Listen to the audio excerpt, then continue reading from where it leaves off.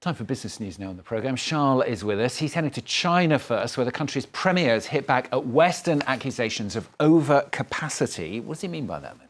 Well, basically, Stuart, this is an accusation coming from the US and the EU that says China is flooding global markets with cheap green technologies like electric vehicles, thanks to unfair subsidies given to Chinese manufacturers.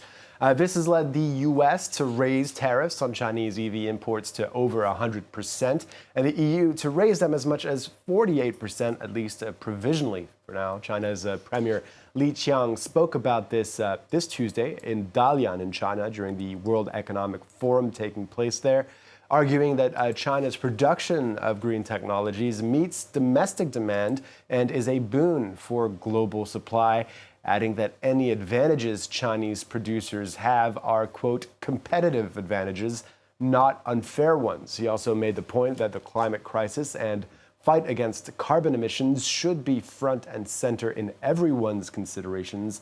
Take a listen.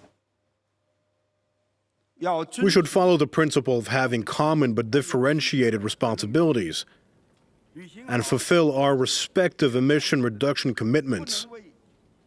We cannot slow down our pace in the green transition in exchange for short-term economic growth, nor practice protectionism in the name of green development or environmental protection.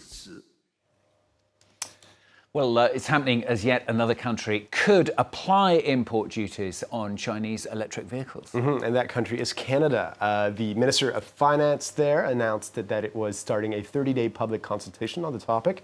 This would mean Canada would align itself with U.S. policy, thereby closing the possibility of Canada becoming a side or backdoor for Chinese EVs to enter the U.S. market. Prime Minister Justin Trudeau is wary of the fact that China is his country's second biggest trading partner behind the U.S., so wary of any repercussions there. But he's also under pressure domestically to apply tariffs in order to protect the local car industry. That industry builds over 1.5 million vehicles every year, supports over 500,000 jobs directly and indirectly, and contributed around 18 billion Canadian dollars to the national GDP last year. That's about 12 billion euros. It's also one of its largest export industries, with the presence of manufacturers like Stellantis, Ford, General Motors, Toyota, and Honda.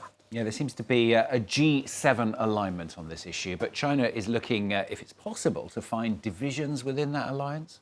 Germany's Commerce Minister Robert Habeck met with his Chinese counterpart in Beijing on Saturday, and according to reports, Beijing has suggested that Germany's luxury car makers could benefit if Berlin managed to convince the EU Commission in Brussels to back down on the provisional tariffs it has applied on Chinese EV imports.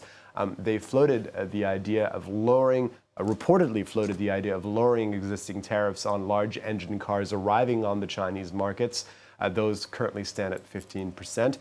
They've also previously used the stick rather than carrot, threatening to apply a 25% fee on large EU cars, which would particularly hit makers like Mercedes or BMW.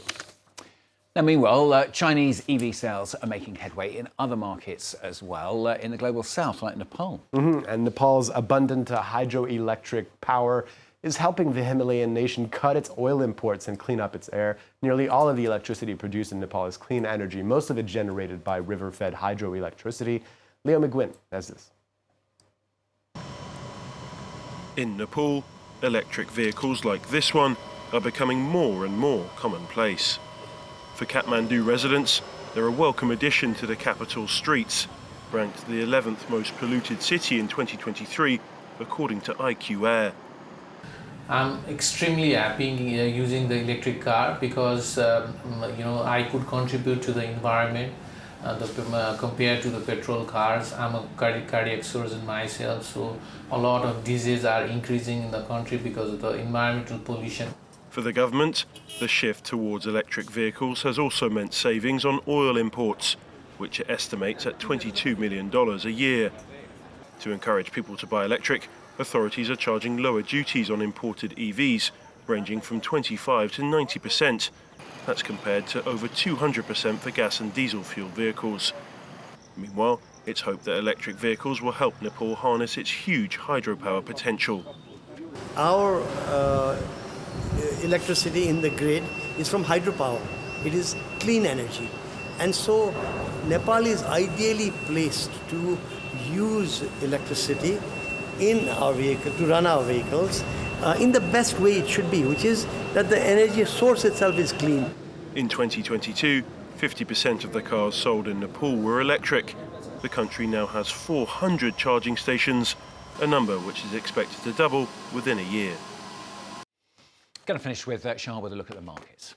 At the open in Europe, the major indices are mostly trading lower on the back of souring investor sentiment in the U.S. You can see the Paris CAC 40 down 0.3%, the DAX in Frankfurt down 0.8%, the FTSE in London bucking the trend. Big tech stocks in the U.S. have seen their value drop. Nvidia, the world's most valuable company, as much as 6% on Monday at a close, in favor of the banking and energy sectors instead. There you have it, Stuart. Thank you very much, Charles.